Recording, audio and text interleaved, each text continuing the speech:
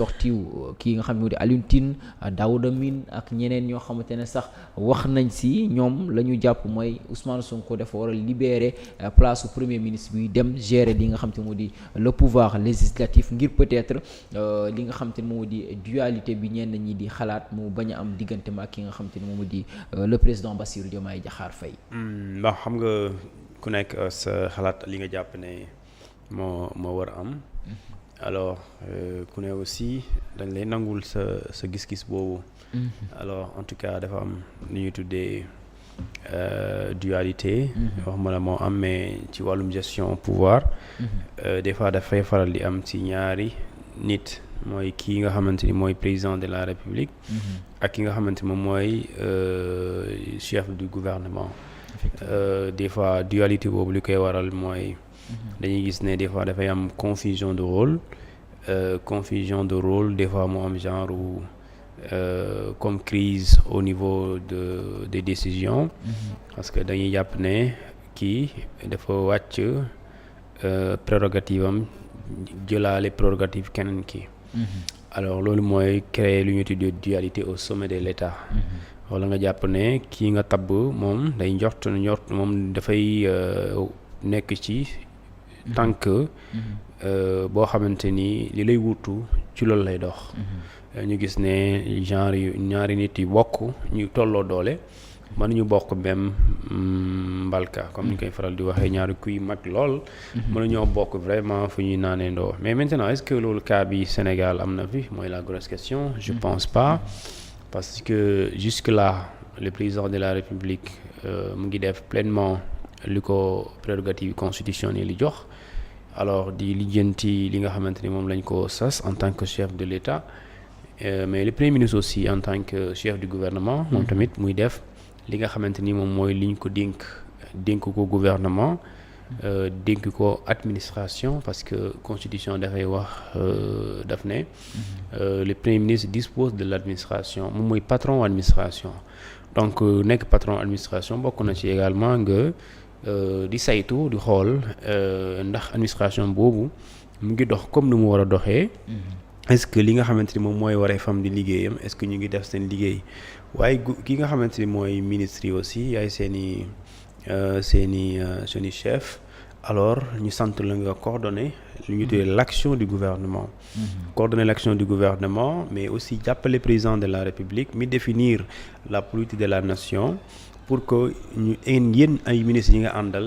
ngeen exécuter cette politique de la nation pour que les Sénégalais yi nga xamante ni fu ñu nekk ci réew mi wala biti réew. ñu sentir ne l'exécutif est là au service exclusif pour ñoom. léegi nag boo poser débat dualité c'est qu'aujourd'hui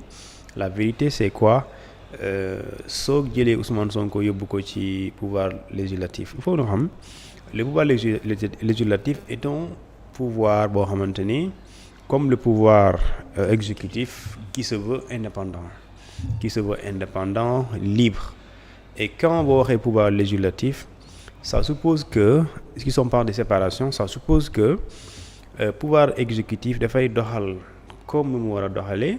waaye dafay bàyyi aussi pouvoir législatif mu doxal comme nu mu war a doxalee. Ça veut dire que exécutif en tout cas mënul doxal bi naan soxlawuma législatif mënul nekk. même législatif aussi mënul ne damay doxal te soxlawuma exécutif c'est pas possible. parce que bu dee li nga bëgg a defar la muy yoon loi bu jógee ci exécutif bi di projet de loi su demee ci législatif bi buñ ko daganalee maanaam bu ñu voté loi boobu dafay delloowaat ci exécutif pour que ñu mën ko promulguer pour que mën ko nekk ñu mën ko publier ci journal officiel yi pour mu nekk une loi de la République. Donc dans tous les cas c'est des pouvoirs interdépendants mooy que ne bii day soxla bii day soxla bële et sans bii bee du dem ba aussi sans bële moom tamit du dem. Maintenant tey soo jëlee Ousmane Sonko yóbbu ko ci pouvoir législatif bi di créer d'office une séparation. La séparation c'est quoi? C'est-à-dire que le président de la République moom dafa nekk ci pouvoir boppam waaye su boobaa Ousmane Sonko dafay nekk ci pouvoir boppam muy doxal assemblée nationale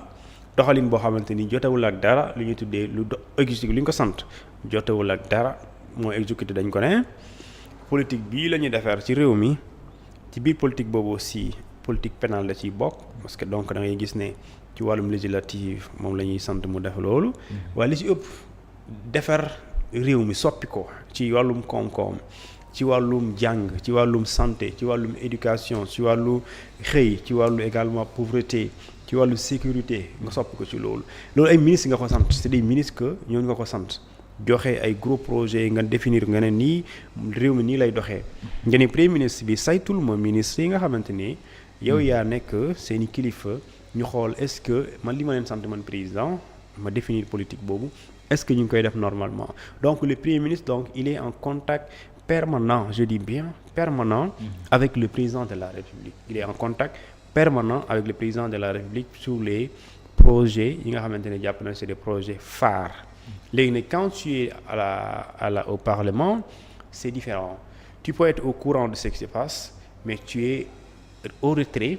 ci li nga xamante moom mooy les actions courantes de l'exécutif parce que yow santuñ la nga ñëw nekk ci au cœur de l'exécutif parce que loolu c'est contradictoire mënoo ne pour qu'il y ait lu ñuy tuddee une démocratie bokk na lu koy garantir la séparation des pouvoirs et pare nga bëgg le président de l'Assemblée nationale soit au cœur justement de l'exécutif loolu c'est également dafay poser problème donc si bu nekkatulee ci primature bu nekkee ci législatif donc d'office il se retire de ce qu'on appelle des affaires courantes de l'exécutif mooy que ne keneen mooy nekk di coordonner l'action du gouvernement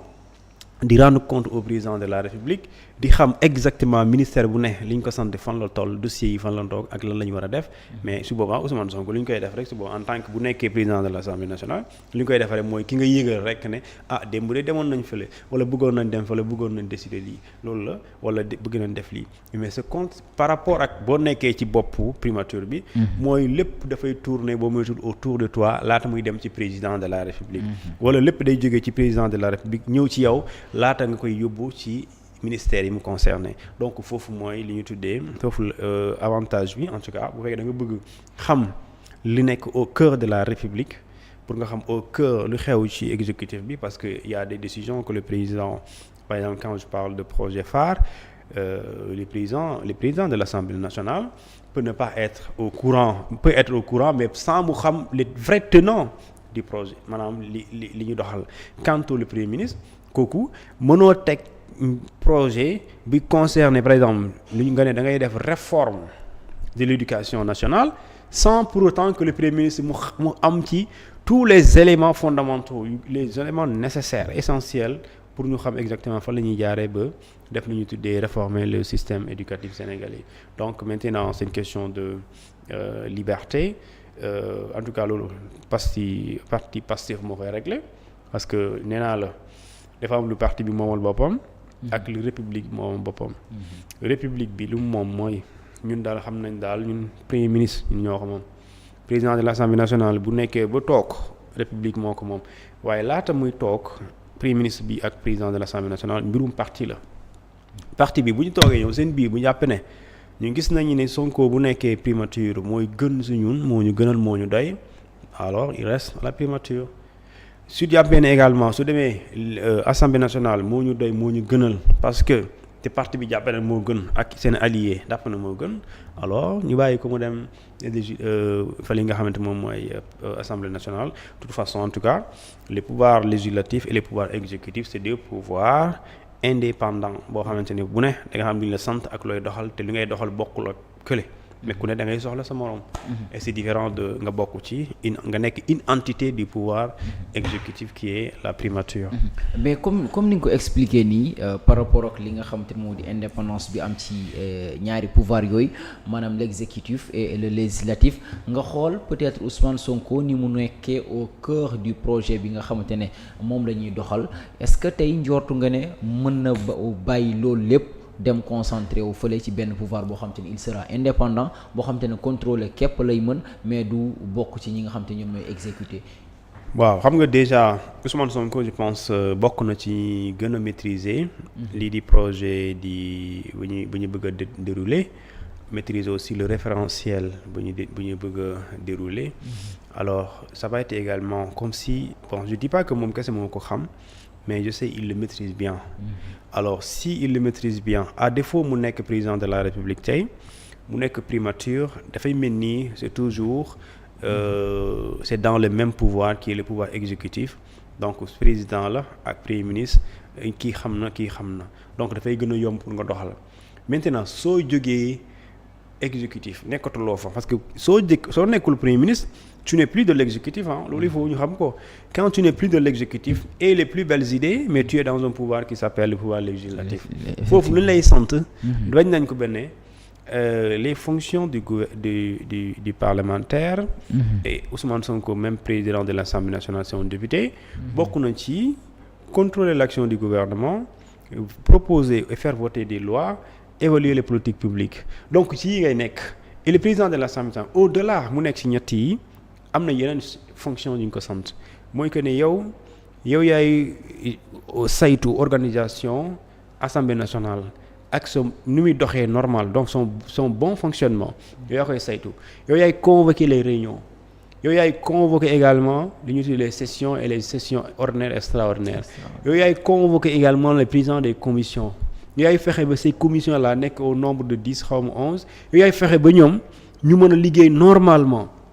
commission des lois ñu bañ a nelaw commission de comptabilité et des finances ku nekk di def liggéeyam comme il se doit donc buñ la santé loolu kon mënoo boole liggéey boobu ba pare bëgg a nekk ci exécutif et d'ailleurs sax li ñu tuddee séparation des pouvoirs sax ne veut pas qu'il y ait l'émission du pouvoir législatif dans ce qu'on appelle la gestion courante des affaires de l'exécutif. C'est deux choses contradictoires. Maintenant, pour éviter cela, parce que quand il est au pouvoir législatif, moi, il y a un privé, mu dugal loxoom normalement ci pouvoir législatif exécutif. Pour éviter tout cela donc da nga koy bàyyi mu nekk fa nga xamante ni day doxal ak président de la République ñu nekk ci même cercle de décision et non nga isolé ko parce que boo ko defee mooy isolé ko. mooy am na loo xamante ni par exemple quand on traite des courriers qui concernent que la primature et la présidence de la République bon ça ne concerne pas l'Assemblée nationale donc mu amul ci cachet bu mu ci validé wala lu mu ci contresigné donc foofu je pense que le plus important en tout cas pour que mu am harmonie bi am déjà et que coordination gouvernementale yi mun continuer normalement l'idéal voudrait que nga bàyyi ko mu nekk ci primature bi et non nga yóbbu ko ci li ñu tuddee ci assemblée nationale bi sous condition que même étant premier ministre cette dualité bu ñuy wax du exister wala day nekk ci wax rek mais ci jëf du exister parce que dañuy on prête à l'État du Sénégal pas à l'État mais actuellement on parle de dualité au sommet de l'État mais quelle dualité nous parle-t-on quelle dualité la dualité c'est quoi c'est comme Abdoulaye Wade Idrissa Seck qui soupçonne Abdoulaye Wade Idrissa Seck Wade qui soupçonne Idi de vouloir de guetter son fauteuil de lorgner son fauteuil présidentiel ici le président te dit Ousmane Sonko je dis bien a eu 1001 chances d'être à la place de Diomaye on te dit reporter présidentiel bi ñi préparé comme ça yow nga mën bokk nga ne man bëgguma kon déjà donc bu dee bëgguloo et que xam nañ boo bëggoon parce que quand tu permets à Diomaye d'être président mais soo ko bëggoon nga doon ko donc je pense qu'aujourd'hui cette dualité pour nga mën a gëm na sax dafay am boo sukkandikoo ci loolu rek dañuy xam ne ce n'est que des mots mais en réalité il y a pas d'acte qui prouve qu'il y a une dualité au sommet de l'État. Tout en sachant que moom peut-être dualité boobu ñuy wax moom le président Diomaye sax nee na bala moo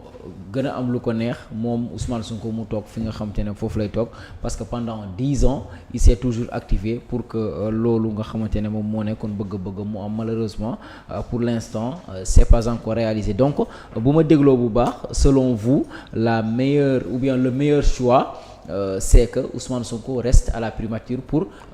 bokk ci ñi nga xam te ñoom ñooy exécuter ci li nga xam ne moo di ci projet bi ñuy incarner tout en sachant que moom forcément dafa war a bokk ci ñuy rendre compte parce que moom moo joxoon Diomaye même si que Diomaye est le président mais il est au cœur du projet. waaw déjà xam nga je crois avoir entendu un jour mu ne ñoo fal Diomaye ñoo ko investir ñoo ko fal. mais aussi ñoo koy gunge duñ ko seetaan. je pense qu'il a dit cela. et loolu dafay rentrer dans comme li nga wax sànq. xam nga tey seul ñi bëgg a gis dualité ñoo koy gis. mais sooy xool li ñuy tuddee fonction du président de la République fonction du premier ministre les prérogatives du président de la République et les prérogatives du premier ministre léegi nga comparer ko ak doxalin bi fi am. entre avril 2024 et aujourd'hui 19 novembre 2024 alors nga xool doxalin par exemple dans la posture est-ce que gis nga par exemple le premier ministre mu nekk dans la posture d'un président de la République c'est ça le débat en fait est-ce que gis nga le président de la République mu nekk dans la posture d'un premier ministre non plus donc ni l'un ni l'autre ku nekk lii la constitution bi sant parce que foofu mooy débat bi mooy il faut Sénégalais nga xam lan mooy les prérogatives du premier ministre maanaam lan mooy liggéeyam lan mooy premier ministre maanaam lan moo tax mu exister loolu soo ko xamulee rek mënoo wax dualité parce que dualité bi mooy ñaari nit ñoo xamante ne ñaari kilifa kii di dugg fii kii des fois mu dugg fii comme genre son muy am interférence loolu mooy dualité léegi nag boo xamul ku ne lan mooy cëram mais mënoo wax dualité parce que pour nga wax dualité il faut gis maintenant kii cëram lii la kii cëram laay gis naa ne kii jël na ci cëru keneen ki loolu mooy après nga soog a wax dualité si tel n'est pas le cas mënoo ko wax donc dire que le premier ministre reçoit des ambassadeurs donc dafay jël ci prérogative président de la République non le premier ministre a le droit a la possibilité aussi de recevoir des ambassadeurs dans son bureau c'est simple c'est possible c'est pas interdit au président de la République au premier ministre plutôt mais aussi le premier ministre par exemple am na droit tey président de la République mën na ko sant yónni ko foo xamante ni mu dem fekkee événement boo xamante ni moom président de la République bu doon amuloon agenda bu serré moom moo fay dem mu sant premier ministre mu dem fa loolu mën na ko léegi nag et cetera léegi su dee xamoo pare wala da nga bëgg a coûte que coûte gis benn dualité alors mën nga jàpp ne obligatoirement il y a dualité parce que Sonko mais parce que bëgg a natt dualité si Sonko mooy kilifa Diomaye ci politique donc même si état bi aussi am na nu comportement bi attitude bu mu am daa mel ni dafa bëgg a jéggi ki nga xamante moom mooy responsabilité am dem ci terrain bi nga xamante moom mooy terrain bu président de la République maintenant le problème c'est aujourd'hui c'est que il faut le dire c'est le pouvoir sortant moo ñu yóbbu fii le pouvoir sortant nous a obligé aux Sénégalais moo pouvoir sortant moo obligé Sénégalais yi ñu tànn koo xamante ni ñu li tax ñu tànn ko danoo empêcher ki ko joxoñ léegi nag loolu su amee mooy da ngay am un président qui a un patron en politique en politique waaw effectivement le président de la République son patron en politique c'est Sonko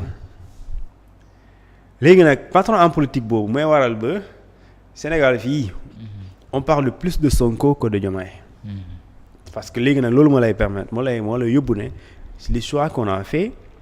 c'est parce que on a été contraint les Sénégalais en tout cas à choisir un choix de Ousmane Sonko qui à la limite était leur choix bu njëkk bi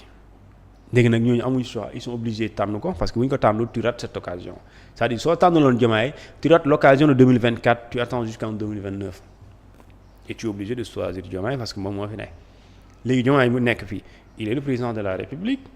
mais ci kanamu Sonko est son patron en politique mais il est le patron de Ousmane Sonko du point de vue de la République et loolu également su dee da ngay comparer ci loolu mën nga juum ci loolu également parce que nekkuñ ci cadre politique nous sommes dans un cadre républicain le président de la République moom moo nekk le supérieur moo nekk au-dessus de tous en termes de citoyenneté la bëgg a wax moo féetee kaw après nga soog a wàcc et cetera donc exactement chaîne de décision yi noonu lay demee aussi léegi nag boo buggee jógee ci élan politique bëgg a jël mbirum politique boobu yóbbu ko ci lu ñu tuddee république bi foofu vraiment day mel ni da nga bëgg a wax ne Sonko mooy dicter Diomaye en tant que président mooy décider alors que tel n'est pas le cas sinon même si dee jàpp nga loolu la warul am c'est le président de la République qui prend ses décisions avec ses conseils qu'il consulte d'accord foofu ci assemblée ba tey la ñuy daal di des ak yow Thioune mu di ginnaaw bi nga xam te ne voté nañ ba noppi gis nga tendance yi déjà ci noonu nga xamante ne noonu la daal di tëddee même bu fekkee ne les résultats définitifs joxe guñ ko mais xam nañu déjà ki nga xam te moom moo gàddu ndam li di waa PASTEF ak ñi nga xam te ñoom ñoo si daal di topp ñu ne lu tolloog presque 11 listes ñoom ñooy dugg foofu nga xam te ne moom moo di ci assemblée nationale mais bu ñu demee ba installé ko selon toi wala selon yow Thioune en tant que juriste ci côté li nga xam te ne moom moo di dossier yi nga xam te ne ñoom la ñuy gën a xaaree assemblée nationale pour yow lan mooy les dossiers prioritaires yi nga xamante ne tic au tac dañ si war a jublu daal di ci def li nga xam ne moom lañ si war a def nga attente bi nga xam te ne moom la si peuple bi am. mooy ginnaaw bu ñu indee haute cour de justice c'est ça wala boobu bu ñu indee haute cour de justice. haute cour de justice il faut ñu installer assemblée bi soog ko. waaw c'est ça parce que si ce n'est l'installation de la haute cour de justice l'Assemblée nationale n'a pas de amul gros dossier si ce n'est peut-être ay réformes yoo xamante ni dafay jógee ci exécutif bi.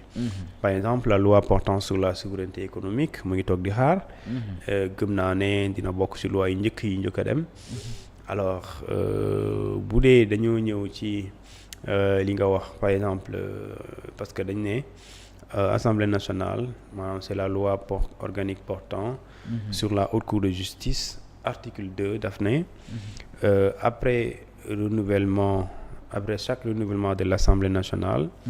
dañuy installer la haute cour de justice après la première réunion. Alors la haute cour de justice donc en principe war nañ ko installer ginnaaw bu ñu installer Assemblée nationale après la première réunion dañ koy installer alors donc loolu